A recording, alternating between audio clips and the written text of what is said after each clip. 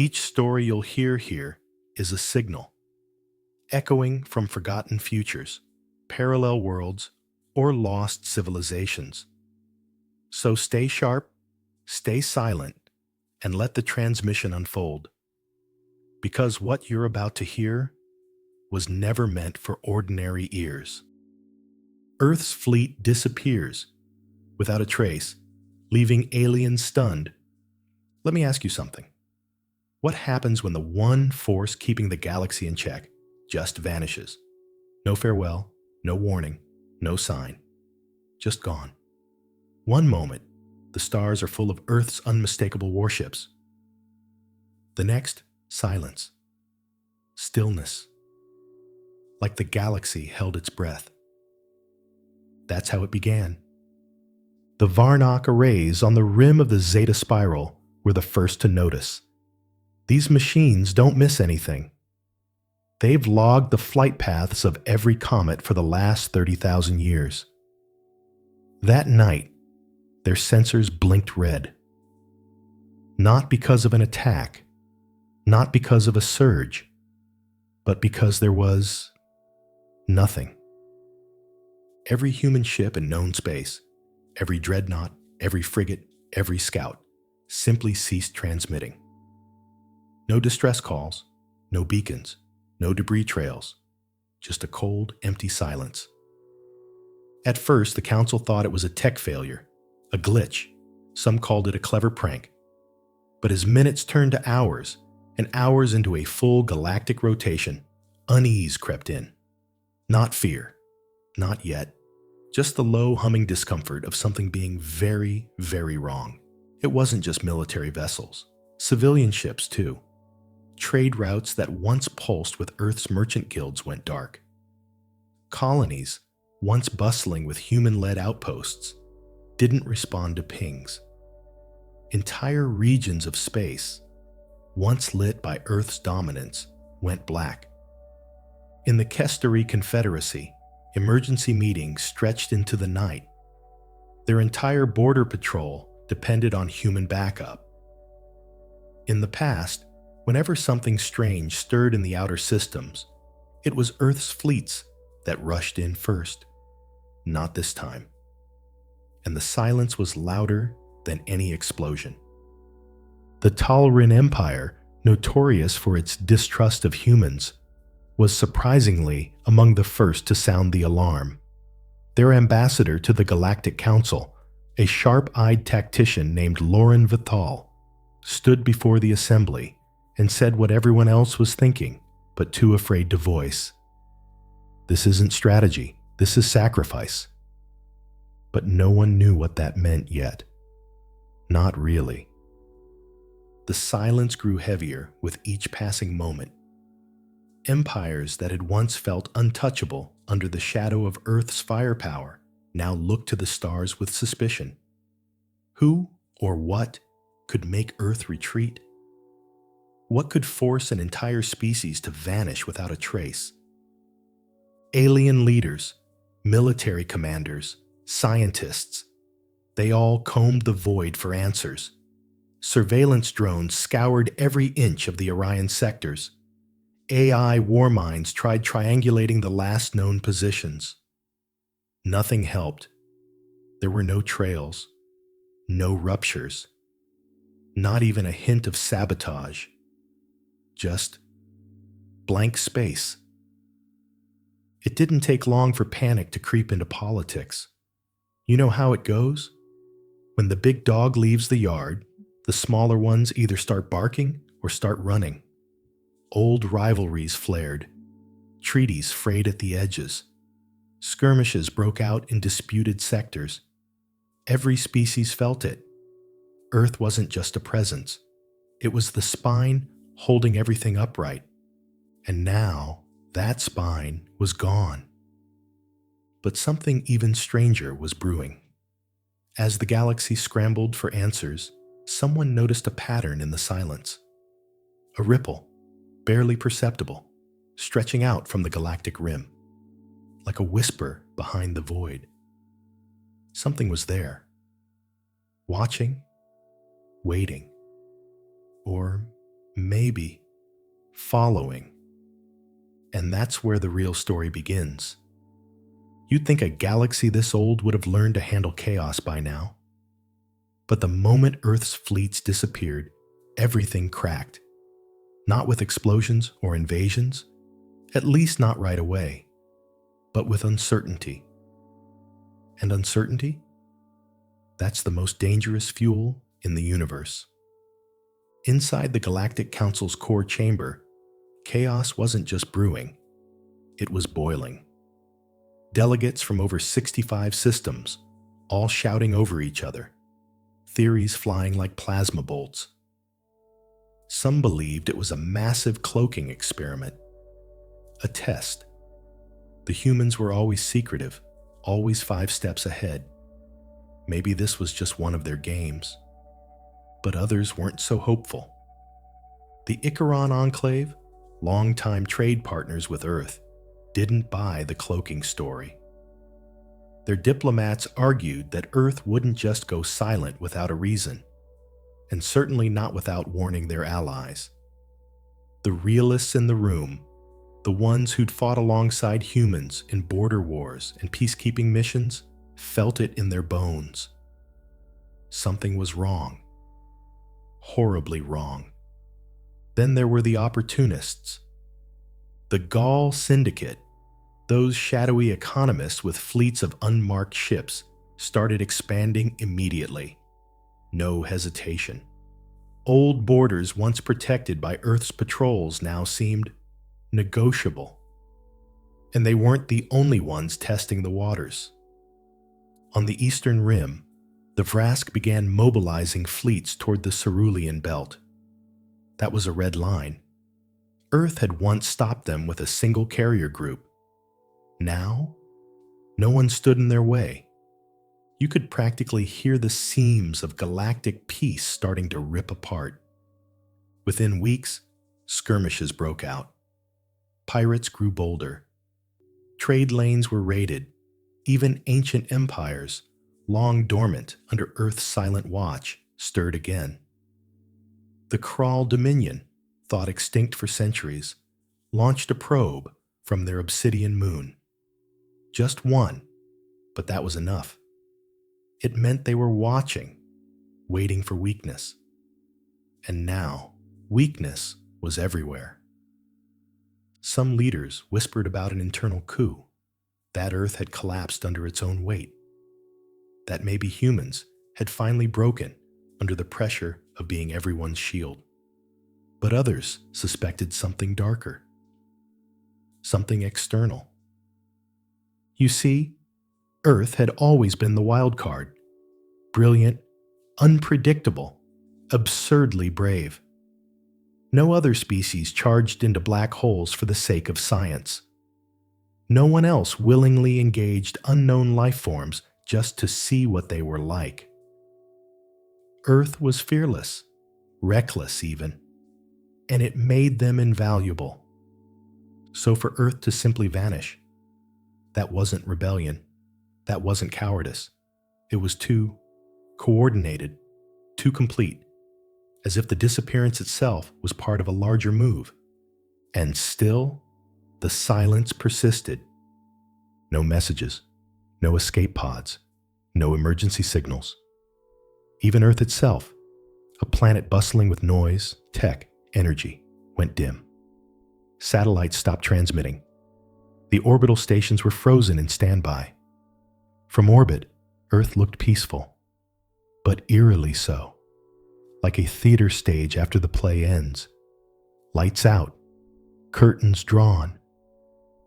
And across the stars, civilizations started feeling a cold truth settle in. If the ones who always stood up first had left the room, who was left to face whatever made them go? That's when fractures became fault lines. Old grudges flared into open hostilities. Allies second-guessed each other. Treaties were torn apart by paranoia. The galaxy wasn't just without Earth. It was without a center, and centers hold everything together. In the quiet that followed, one thing became clear. If something didn't step in to fill that void soon, the entire galactic order was going to fall apart. Far beyond the bustling council halls and collapsing alliances, there was a quieter kind of search happening. Not on warships, not in battle simulations, but in the labs, on crystalline worlds where scientists didn't care about politics, only patterns. Dr. Sirin Vale was one of those rare minds. She wasn't military. She wasn't even particularly social. A crystalline physicist from the Nymary cluster, she spent most of her days talking to data streams, not people. But when Earth's fleet disappeared, she noticed something no one else had, because she wasn't looking for ships. She was looking for the echoes. You see, space doesn't just forget. When something big moves, it leaves fingerprints. Gravitational ripples, electromagnetic anomalies, shifts in quantum foam. Subtle, invisible signs that something passed through. And when Earth's ships vanished, they didn't just blink out. They left a scar. In a quiet observatory orbiting the dead moon of Clython 9, Dr. Vale pulled up time-synced readings from across 3 relay stations. And there it was, a tear. Not physical, not visible, but real. A quantum anomaly so sharp it sliced through the background radiation like a blade. No debris, no radiation, no energy loss. Just absence. She stared at it for hours, not because she didn't understand it, but because she did. And that's what terrified her.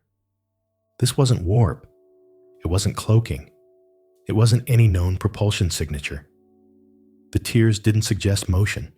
They suggested erasure, as if the ships hadn't moved, but been taken, or maybe rewritten. And that's when she sent her report. Most of the council ignored it, of course. Scientists always sent in weird readings. But one admiral, Varric of the Tannery Corps, read the report in full. He'd fought beside human fleets during the siege of Razun. He knew how unpredictable they were, but also how precise. He didn't think this was a mistake. He thought it was a trail. And so, quietly, without permission, he ordered a probe launch, a small scout vessel stripped of all standard tech, rigged only with passive sensors. Its mission: fly to the exact coordinates of the largest quantum scar and look. Just look. What it found wasn't a battlefield. It was emptiness, a perfect sphere of stillness, space that wasn't quite space. The stars around it bent slightly, like light trying to avoid something. Inside the sphere, even time felt hesitant. The probe's internal clocks ticked just a fraction slower. Not enough for alarms, but enough to confirm one thing. Something had passed through here that the universe itself was still trying to understand. Dr. Vael named it the Hollow. And while the council scoffed, calling it superstition, others started whispering. If Earth didn't run, if Earth wasn't destroyed, then maybe Earth was chasing something. And whatever that something was, it didn't want to be followed. Back in the archives of the Galactic Council, deep in the bureaucratic bowels no one ever visits, an assistant archivist named Rilsh found something that wasn't supposed to exist. Rilsh was fresh out of academy, sharp-eyed and eager to prove himself. His job was routine, re-indexing old human communications now that Earth had gone silent. But while cleaning a dusty batch of encrypted logs labeled Category Gray, he stumbled onto a file that was different. Not because of the encryption. It was crude, almost rushed, but because of the tone. Humans are usually confident, bold.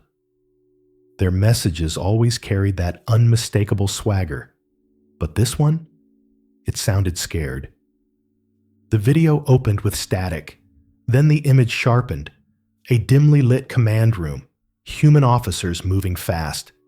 In the center stood Commander Elias Vorn, a name most council members only vaguely remembered. But his voice? That stuck with you. He didn't bother with diplomacy. "If you're hearing this," he said, "you ignored the warnings. That means it's already too late." Behind him, screens flashed with trajectories, star maps, energy waveforms none of the council's systems recognized. Vorn continued, "It's not a war, it's not conquest, it's consumption. They don't invade, they erase. We thought it was an anomaly when it hit Arctis Sigma. A gamma storm, maybe a sunquake. But the stars there didn't burn out. They were swallowed." Rilsch played the file over and over, heart pounding faster each time. The logs went on to describe something the humans called the extragalactic hunter. Not a being, not a fleet, but something else. Something vast, something ancient. It moved like a shadow at the edge of reality. Unseen, unfathomable, but always moving toward noise, toward tech, toward civilization. Humanity had tried to warn the Council years ago, but their alerts were dismissed as paranoia. Earth was always looking for monsters after all, always dramatizing threats. That's what the Council believed, back then. Now, the silence said otherwise. Rilsch flagged the file for immediate escalation, but before he could send it to the Council's emergency network, his access was revoked. The system locked down, the file erased, all trace of it, gone. Except Rilsch wasn't stupid. He'd already made copies. Word started spreading in back channels. Quiet murmurs through encrypted whispers. A few captains and ex-intelligence officers had heard rumors of ghost signals too. Energy waves that never repeated, that shifted when observed. Entire colonies that faded from detection, never found again. It all lined up. The warning had been real. And worse, it wasn't just a prediction. It was a countdown. Humanity had known this thing was coming, and instead of sounding alarms again, alarms no one would listen to, they'd chosen something else, something final. They'd taken their entire fleet and vanished into the outer dark. Not to escape, but to face the thing head on, alone. Suddenly, Earth's silence wasn't just a mystery anymore. It was a message. And the message was clear. We're handling it. Don't follow. The Council tried to bury the file, but it was too late. Once truth leaks, it spreads. And the truth was now screaming across back channels, pirate networks, and old war veterans' circles. Earth didn't vanish. Earth went. And then the second file dropped. This one wasn't leaked by a junior archivist. It came in anonymously, broadcasted across over 30 outdated relay satellites in abandoned sectors. The signature was unmistakably Terran, and the time code, it was less than 3 weeks old. The video began with no music, no theatrics, just a battered command bridge, alarms pulsing low in the background. Commander Elias Vorn stood at the center, face marked by exhaustion and resolve. "This is Commander Vorn of the UEF Dreadnought Resolute. This is humanity's final broadcast." No flare, no preamble. "We are intercepting the entity designated Leviathan Protocol. It's not a species. It's not alive. It's worse. A machine network built to consume civilizations. It doesn't invade planets. It consumes signals, tech trails, artificial intelligence clusters. Entire star systems collapse into silence behind it. He paused for a breath, but his eyes never broke contact with the lens. We've tracked it to the edge of the Perseus arm. It's following us, feeding off residual tech trails left by over 100 years of expansion. Every time we engage, it adapts. Every time we run, it accelerates. We've come to one conclusion. Another pause. To protect the galaxy, we must become the bait. You could hear the room behind him. Officers quietly working, ships maneuvering, systems locking in. But no panic, just purpose. We're going to pull every last Terran ship into its path. Use our collective energy signatures to draw it away from the core systems. We'll pull it past the galactic rim, far beyond charted space, far beyond help.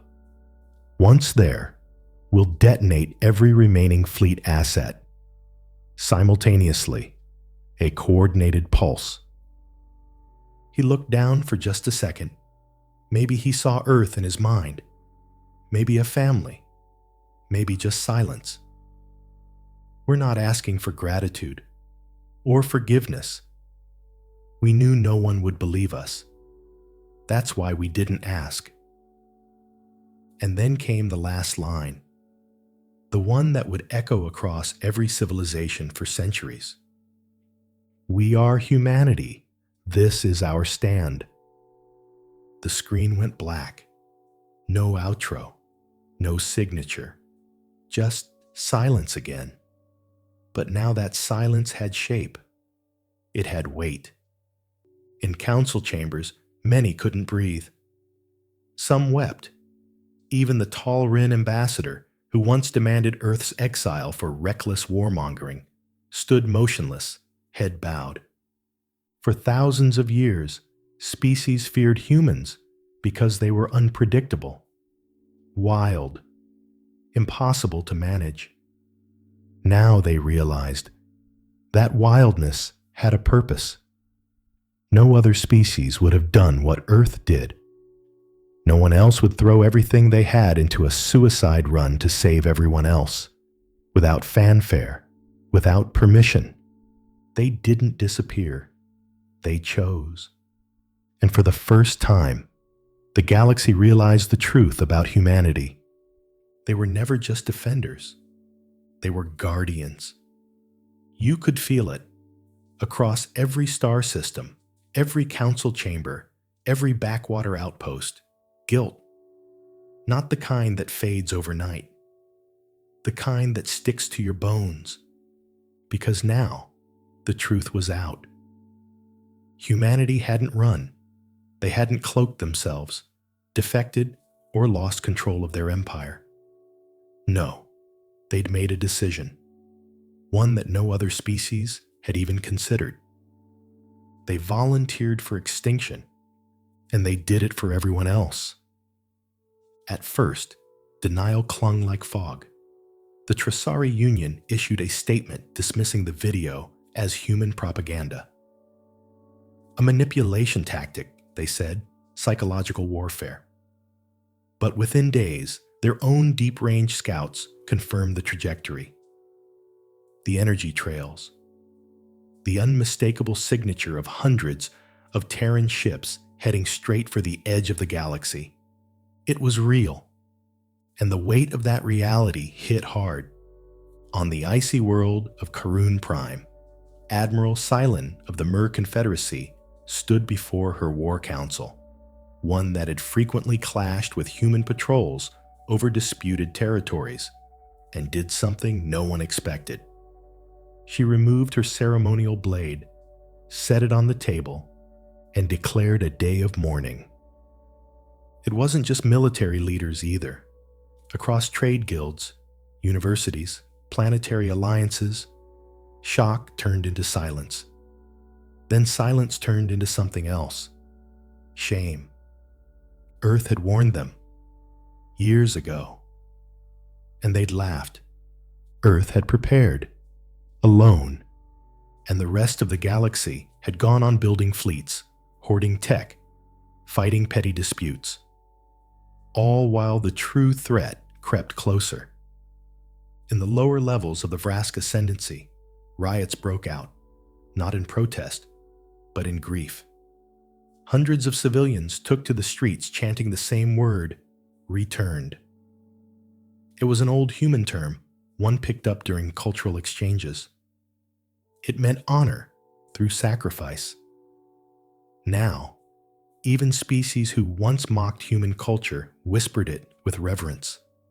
The council itself fractured. Some wanted immediate reparations, send missions to the galactic rim, recover what remained. Others warned that pursuing the Leviathan would only draw it back, undoing everything Earth had done to pull it away. And underneath it all, a darker fear grew. What if this wasn't over? What if Earth failed?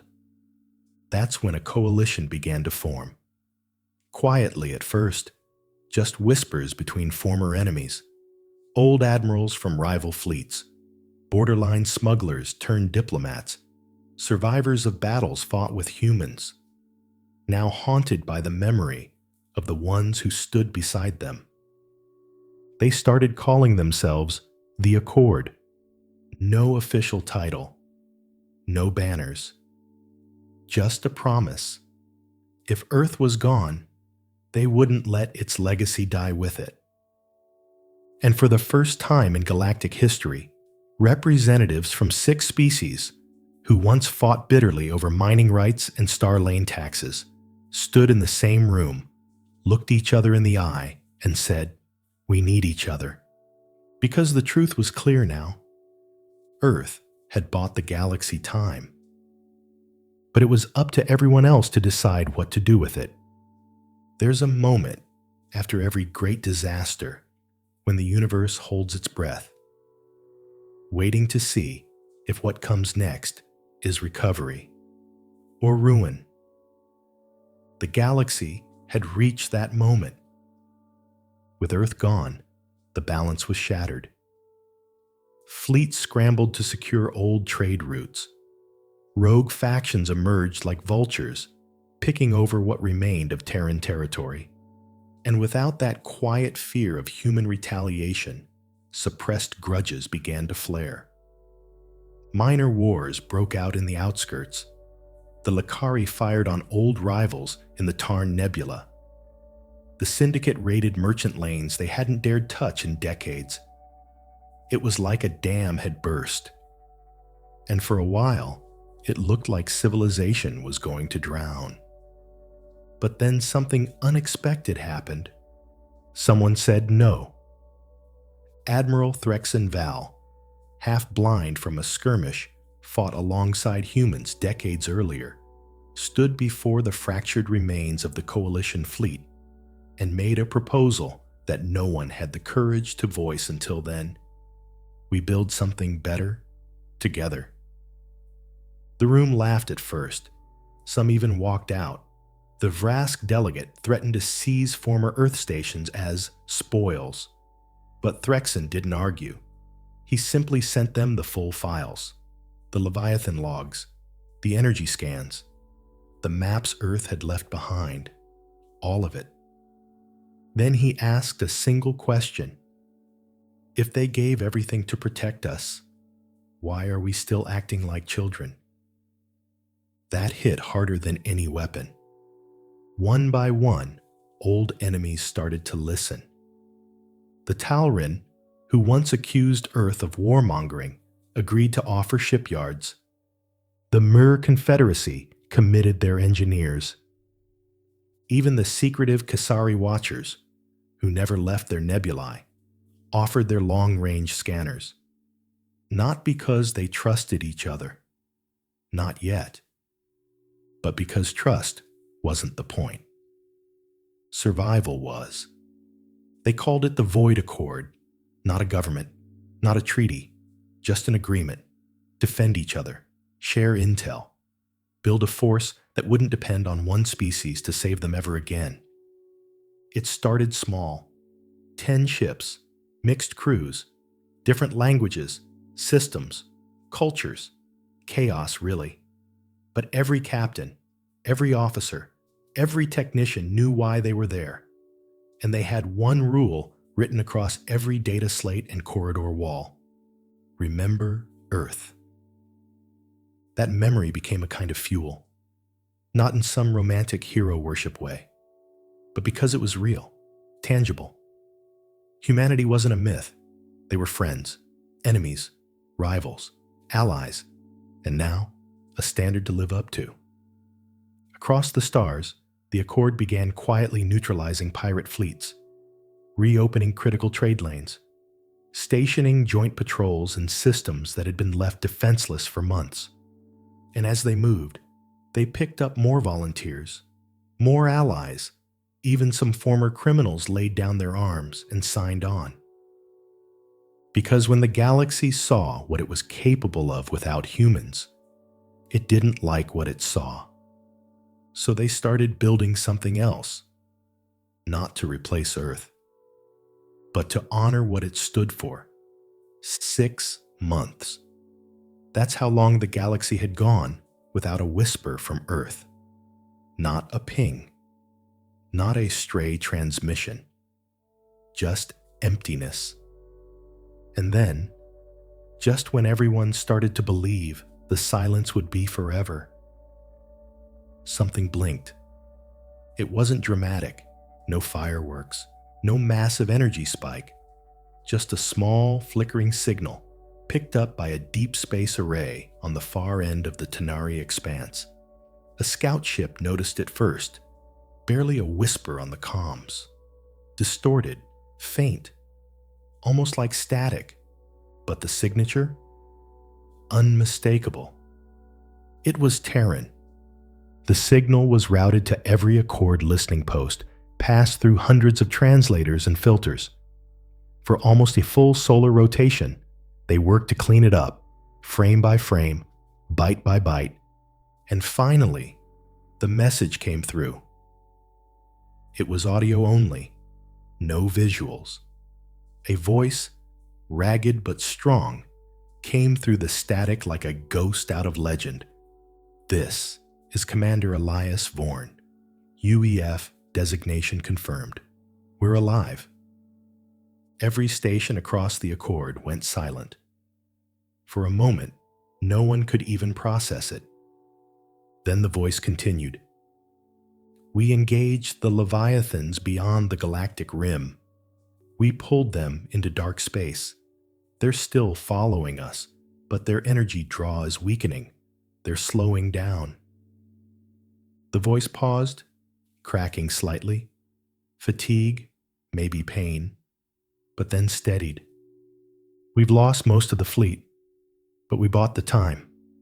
Months, maybe more. Use it. Building unite. Make sure this never happens again. It ended there. No coordinates, no backup request, just that message. It was enough. The recording was played across every Accord ship, every colony that once feared the dark.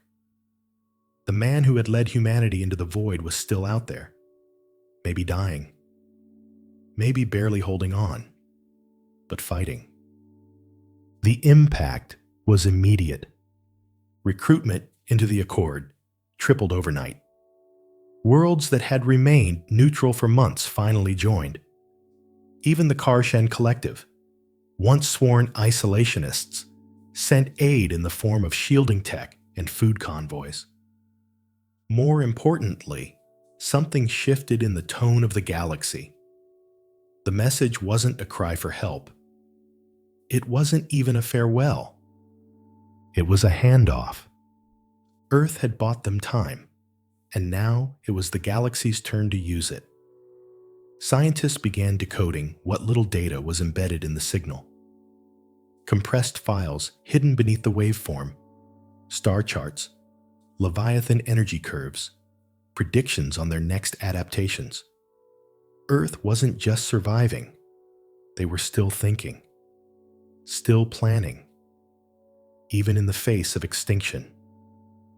And in that planning, they'd left a roadmap. Accord engineers began replicating signal dampening systems used by the Terran fleet to lure the Leviathans. Others worked on counter-algorithms, ways to scramble a planet's energy signature, make it invisible to whatever sensors the machines used to feed. Every tool Earth had used in their desperate chase was now in the galaxy's hands. But beneath the excitement, one truth lingered, unspoken but understood. This was a temporary victory. The Leviathans were slower now, weaker, but not defeated. They were still out there, and Earth was still holding the line alone. No one said it out loud, but everyone knew it. The question wasn't if humanity would fall. The question was whether the galaxy would be ready when they did.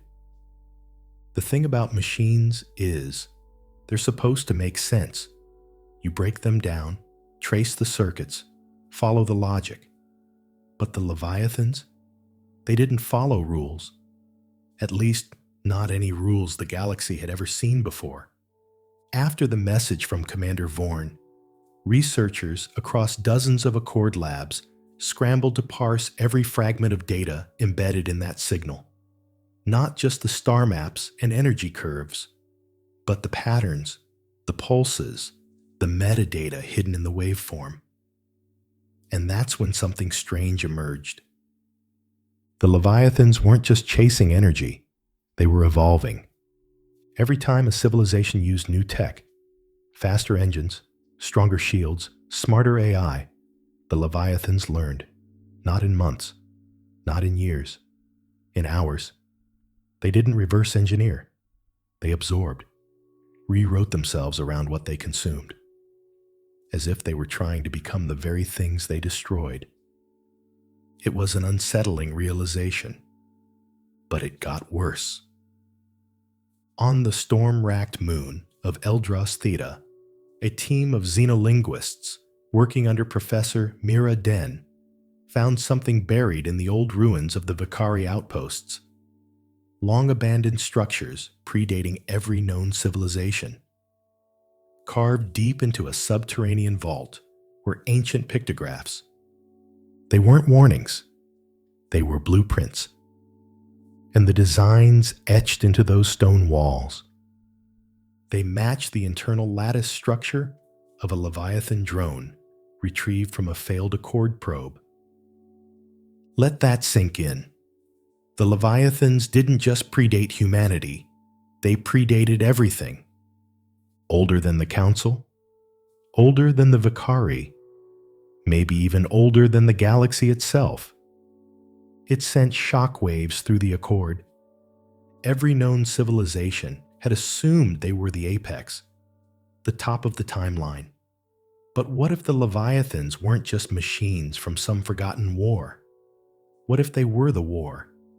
A leftover failsafe from a civilization so ancient it no longer had a name?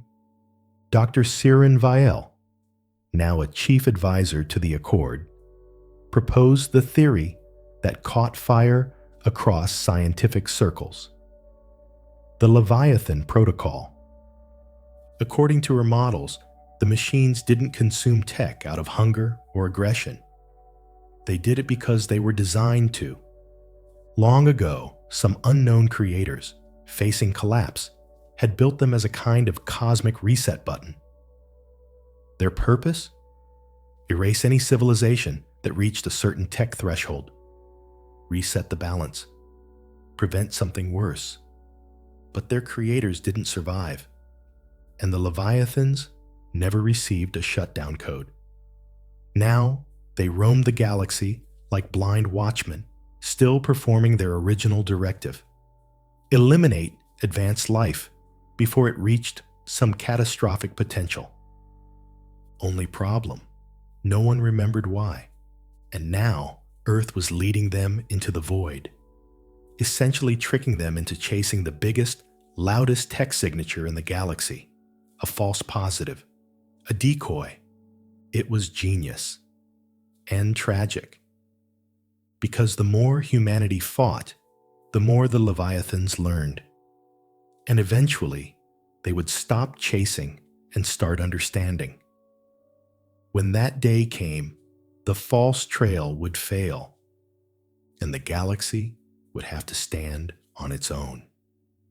The Accord scientists, leaders, and builders understood this now. They had to evolve faster than the machines, think differently, create not just better weapons, but a better way of surviving. Because the Leviathans weren't monsters. They were the mirror, and the clock was still ticking. There's a moment in every fight where you realize there's nothing left to throw but yourself. For humanity, that moment had arrived. The second signal came weeks after the first, shorter, more distorted. The kind of message that screamed urgency, not in words, but in the static between them. We can't keep leading them. They're adapting too fast. Commander Vorn again. His voice, once sharp and commanding, now low, worn thin from the grind of survival. He didn't waste time. The Leviathans are no longer just following us. They're learning us. Every signal, every maneuver, we've become the blueprint for what comes next. You could hear it in the silence between transmissions, the desperation, but also something else, clarity. We have one shot. We're gathering what's left of the fleet at the edge of dark space. No systems, no stars, just void. That's where the plan began. Human engineers had been experimenting with a concept even they barely understood. An energy detonation not meant to destroy, but to disrupt. A synchronized burst of calibrated pulse waves designed to overload the Leviathan's neural matrix. Think of it like blinding a creature made of sensors, not killing it, just forcing it to forget what it saw, where it was, what it was hunting. If it worked, the machines would be thrown into a blackout state, unable to retrace their steps, unable to continue the hunt. The cost? Everything. Because the pulse needed power. Massive, unimaginable power.